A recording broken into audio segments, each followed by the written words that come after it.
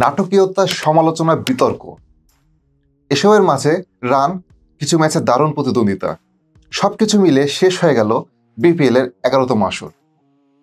2025 BPL শেষ, যেখানে bat হাতে অনেকে দেখিয়েছেন দারুণ কিছু ইনিংস, আবার বল হাতে আমরা দেখেছি দারুণ কিছু স্পেল। সবকিছু মিলে বলা যায় জমজমাট এক আসর, যেখানে কোনো কিছুরই কমতে ছিল না। প্রায় 40 দিন ব্যাপী লড়াইয়ে শেষ হাসি হেসেছে ফরচুন বরিশাল। চিটাগাং কিংস আরও একবার ফাইনালে এসে ব্যর্থ। তবে আজ আমরা সেসব আলোচনায় যাচ্ছি না, আমরা যাচ্ছি এই বিপিএলে কোন 11 জন ক্রিকেটার সবচেয়ে বেশি ভালো খেলেছেন। বলা যায় এবারের বিপিএলে বিভিন্ন পজিশনে খেলা সেরা 11 জন ক্রিকেটারকে নিয়েই প্যাভিলিয়নের আজকের ভিডিও, যাকে বলা যায় বিপিএলের সেরা একাদশ, যেখানে আপনাদের সঙ্গে আছি আমি আসাদুজ্জামান লিটন। শুরুতে আসি ওপেনিং পজিশনে। প্যাভিলিয়নের বিপিএল সেরা একাদশে ওপেনিংয়ে আছেন নাইম শেখ এবং তানজিদ হাসান তামিম। এই দুজন ব্যাটার এবারের বিপিএলে সবচেয়ে বেশি রান সংগ্রহ করেছেন।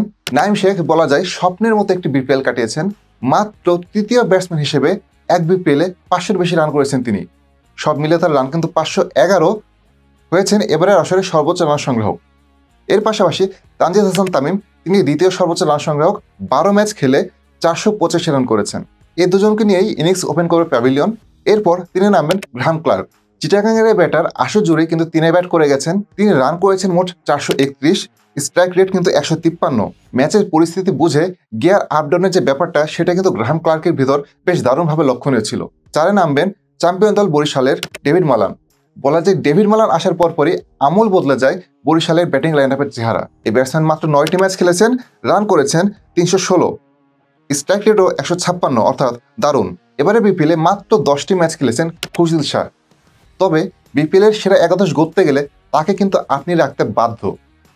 মাত্র 10টি ম্যাচেই তিনি করেছেন 298 রান এবং বল হাতে নিয়েছেন 17টি উইকেট।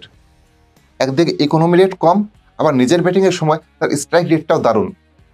রংপুরের প্রাণভোমরা ছিলেন বলা যায় তিনি, এবং সবগুলো ম্যাচ যদি তিনি খেলতে পারতেন হয়তোবা রংপুরের ফলাফল অন্যরকম হতে পারত। 6 থেকে 8 এই 3টি পজিশনে আমরা একটু ফ্লেক্সিবিলিটি রেখেছি, যেহেতু টি20 বলা যায় ফ্লেক্সিবল খেলা। এখানে যে কোনো ম্যাচের পরিস্থিতি বুঝে কিন্তু আপনি ব্যাটসম্যানকে একটু আগে নামাবেন বা একটু পরে নামাবেন। তো 6 থেকে 8 এই 3টি জায়গায় আমাদের আছেন মেহেদী হাসান মিরাজ, তিনি খুলনার অধিনায়ক ছিলেন এবং আমাদের প্যাভিলিয়নের যে একাদশ সেটাতেও কিন্তু তিনি থাকছেন অধিনায়ক হিসেবে। 7-এ আমরা রেখেছি মাহিদুল ইসলাম অঙ্কনকে উইকেট কিপার হিসেবে, আর 8-এ থাকছেন শামীম পাটোয়ারি। যেটা একটু আগেই বলেছি, ফ্লেক্সিবিলিটির খাতিরে ম্যাচ বা দলের প্রয়োজনে 6 থেকে 8 এই পজিশনে আমরা এই 3 জনকে রেখেছি। এবার যদি পারফরমেন্সের দিকে তাকাই 3 জনের, সেখানে মিরাজ কিন্তু এবার বেশিরভাগ ম্যাচ ওপেন করেছেন বিপিএলে। তবে ওপেনিংয়ে এমন প্রতিদ্বন্দ্বিতা তাকে আমরা সেখানে রাখতে পাই নাই। তবে জাতীয় দলে মিরাজ কিন্তু ওপেনে খেলেন না, সেই বিবেচনায় তাকে আমরা লোয়ার অর্ডারে নিয়ে এসেছি। আর এবারের বিপিএলে সব মিলিয়ে 14 ম্যাচে মিরাজ রান করেছেন 355, 133 স্ট্রাইক রেটে, উইকেট নিয়েছেন 13টি। মাহিদুল ইসলাম অঙ্কন তিনি যখনই সুযোগ পেয়েছেন 12টি ইনিংসে ব্যাট করতে নেমে রান করেছেন 316 এবং 175 স্ট্রাইক রেট। বেশ কিছু ম্যাচে কিন্তু তিনি ম্যাচের শেষ দিকে নেমে সমীকরণ বদলে দিয়েছেন। একই কথা বলতে হয় চিটাগাংয়ের শামীম পাটোয়ারির দিকে। তিনি 15 ম্যাচে 352 রান করেছেন 159 স্ট্রাইক রেটে। এক্ষেত্রে বলতে পারেন ফাইনালে তো শামীম খুব ভালো করেননি, মাত্র 2 রানে আউট হয়েছেন। তবে শেষ ওভারে আসলে তার কিছু করার ছিল না। তবে চিটাগাংয়ের ব্যাটিংয়ের বড় ভরসা হয়েছিলেন কিন্তু শামীম। এছাড়া হাত ঘুরেও কিন্তু তিনি 2টি উইকেট নিয়েছেন, অর্থাৎ পার্ট টাইমার হিসেবে কিন্তু তাকে ব্যবহার করা যাবে। 9, 10, 11 এই 3টি জায়গায় আমরা একদম স্পেশালিস্ট বোলারে রাখছি। তবে ফাহিম আশরাফ এবং তাসকিন আহমেদ তারা কিন্তু টুকটাক ব্যাটিংও পারেন। প্রথমে যদি আমরা ফাহিম আশরাফের কথা বলি, তিনি 11টি ম্যাচ খেলেছেন বরিশালের হয়ে এবং নিয়েছেন 20টি উইকেট। মাত্র 5টি ইনিংসে ব্যাট করতে পেরেছিলেন, এর মাঝে করেছেন 102 রান এবং তার স্ট্রাইক রেট 232, যা এবারে বিপিএলে সর্বোচ্চ। অর্থাৎ একদিকে বল হাতে ভরসার নাম, অন্যদিকে ব্যাট হাতেও শেষ দিকে ঝড় তুলতে পারেন তিনি।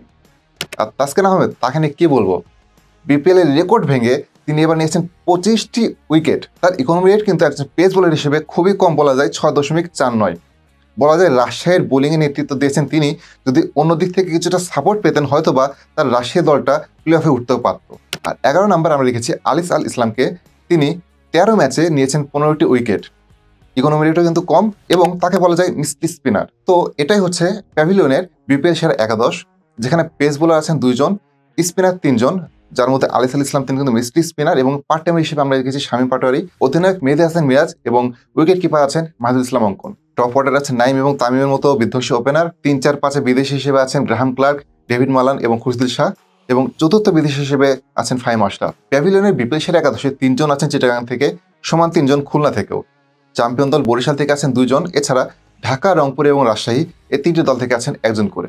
এই একাদশে আরও দুজন ক্রিকেটার খুব জোরালোভাবে থাকার দাবি করতে পারেন। তাদের একজন বলতে হয় তামিম ইকবাল, বরিশালের চ্যাম্পিয়ন অধিনায়ক। তিনি ব্যাটাতে কিন্তু দারুণ করেছেন, 14 ম্যাচে 413 রান। তবে কম্বিনেশনের খাতিরে আসলে আমরা তাকে রাখতে পারিনি। আরেকজন হচ্ছেন খালেদ আহমেদ, তিনিও কিন্তু দেশি বোলারদের ভিতরে দারুণ করেছেন, মোট 20টি উইকেট নিয়েছেন। যদিও ফাইনালে খুব ভালো করতে পারেননি, তবে তিনিও কিন্তু একাদশে থাকার যোগ্য দাবিদার। তবে যেটা বললাম যে কম্বিনেশনের খাতিরে আসলে তাকে আমরা রাখতে পারিনি। যাই হোক, আপনার মতে কারা থাকতে পারেন এবারে বিপিএল সেরা একাদশে, এবং আপনার সেরা বিপিএল একাদশটা কি সেটি কিন্তু জানিয়ে দিতে পারেন আমাদের কমেন্ট বক্সে।